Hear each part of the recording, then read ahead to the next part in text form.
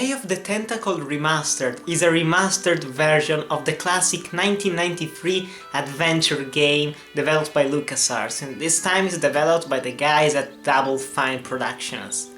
And damn, I love Day of the Tentacle. It's easily one of my favorite adventure games of all time, one of my favorite games from my childhood, and I loved playing it when I was just very little, and I had a fun time, even though I didn't manage to finish the game at the time. But still, it was a really fun game. And now we get this remastered version, which was announced last year at E3. And guys, it's worth it. The game takes place 5 years after the events of Maniac Mansion, the previous title in the series, and it follows Bernard, Laverne and Augie, who go back in time, in the future and in the present, to try and stop Purple Tentacle, to destroy and conquer the world. A purple tentacle going back in time and in the future, well, it sounds stupid. It sounds dumb. And honestly it kind of is, but that's exactly the point of this story. It's meant to be fun. It isn't meant to be taken seriously. And it's just extremely well written. It's full of jokes, hilarious, hidden secrets, full of references to things in the past, especially during colonial times when you're playing as Augie. And it's one of those games that you have to experience for yourself to actually fully understand, because I can see a couple of players, maybe even more than a couple of players, nowadays play this and go like, well, this isn't really a funny game, it's actually pretty damn bad story-wise, but I don't know, I find it pretty hard, especially if you want to have a fun time. This is definitely a game to play, and old players like myself, they will love playing this game again. It just feels exactly the same.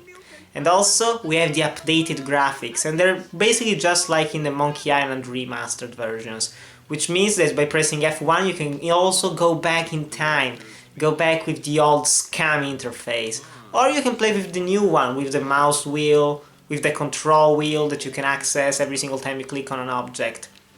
And the game looks stunning.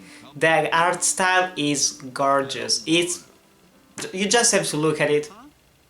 There's nothing else to say. There's nothing else to say. The gameplay is fairly simple. It's a point-and-click adventure game, which means you talk to people, you pick up objects, you examine them, you use them, you combine them.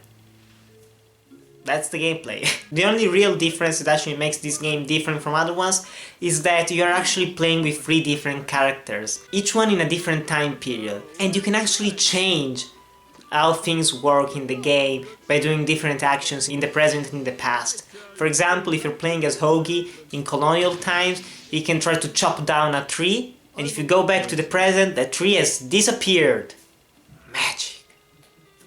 It's just the little things that make this game a fantastic adventure game.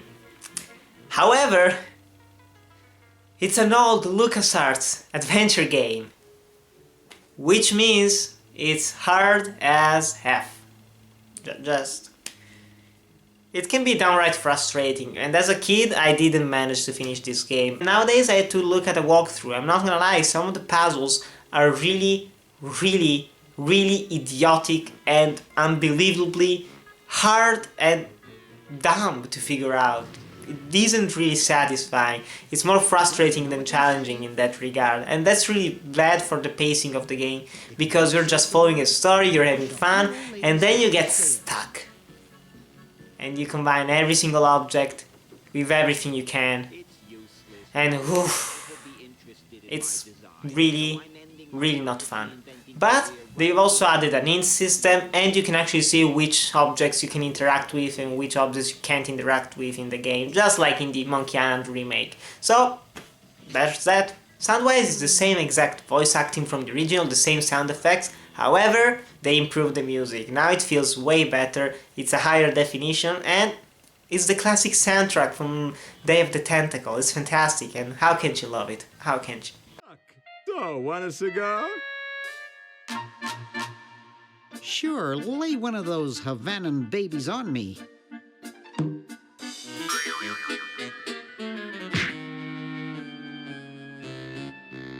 Thought I was gonna blow your head off there, didn't you? The problem is, no one likes my designs. I send them all over the world and no one responds. I just wish someone would say they liked one just once. Oh, woe is me. I like your design ideas. Well, I didn't mean you. It's an adventure game. It's a point-and-click game. There isn't much replayability. You do get, however, some nice little achievements you can unlock in the game, as well as unlocking concept arts for the game. But other than that, you won't probably replay this game in the near future. But just to relive the experience, you will probably play it at least twice, if not even 3 times. Overall, the guys at Double Fine did it again. Last year it was Grim Fandango. This year is Day of the Tentacle. It's a damn fun game, really well done, point and click adventure, even though it gets really frustrating with a couple of puzzles, but it's still a really enjoyable game with fantastic looking graphics, excellent sound design, and an overall really fun experience. So guys, if you played Day of the Tentacle, do you want to play this remastered version? Tell me in the comments below. Thanks as always for watching, remember to like, comment, subscribe, and I'll see you in the next video. You couldn't cut down a tree to save your grandmother.